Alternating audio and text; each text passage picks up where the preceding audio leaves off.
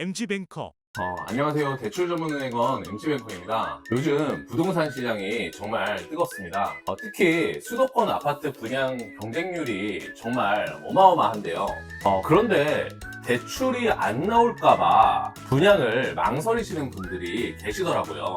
그래서 오늘은 신축 아파트 분양 잔금 대출에 대해서 낱낱이 파헤쳐보고 여러분께 필요한 정보를 정리해 드리도록 하겠습니다. MG뱅커. 우선 아파트를 분양받게 되면 계약금 10%, 중도금 60%, 잔금 30%를 차례대로 내야 합니다. 예를 들어 7억 원짜리 아파트를 분양받는다고 해도 계약 당시에는 7천만 원만 필요합니다. 중도금 대출은 웬만하면 모두 받을 수 있기 때문에 걱정할 필요가 없습니다. 게다가 중도금 대출 이자는 후불제로 지급하기 때문에 계약금만 내면 아파트가 완공될 때까지 작은 걱정은 잠시 잊으셔도 되는 거죠.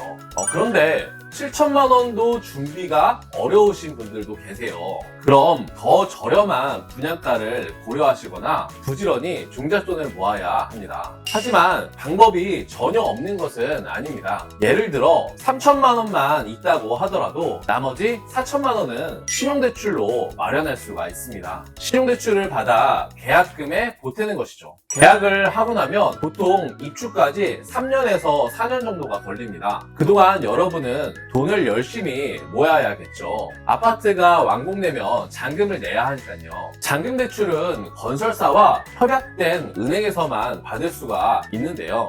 그 방식을 집단 대출 방식이라고 합니다. 신축 아파트의 경우 등기가 완료될 때까지 시간이 걸리기 때문에 일반 은행에서는 대출을 취급하기 어려운데요. 입주 시점에 협약된 은행들이 대출 상품을 홍보하기 시작합니다. 그때 여러분에게 가장 유리한 조건의 대출을 받으면 되는데요. 그럼 잔금 대출은 얼마나 받을 수 있을까요? 잔금 대출은 분양가가 아닌 은행에서 정한 감정가를 기준으로 대출이 이루어집니다. 쉽게 말해 입주할 때의 주변 시세를 기준으로 대출을 받을 수 있다는 것입니다. 예를 들어 2023년에 입주한 경기도의 한 아파트는 분양가가 5억 원이었지만 시세가 올라 감정가가 7억 원까지 올랐습니다.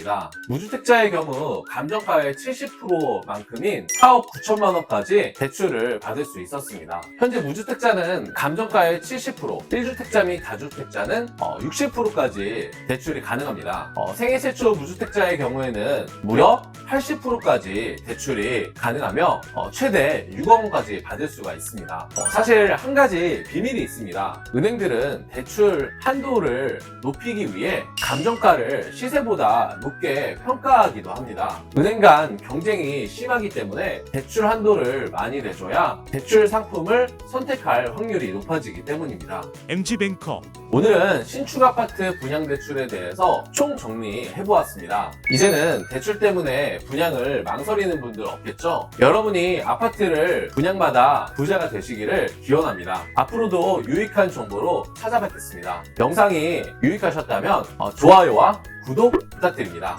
감사합니다.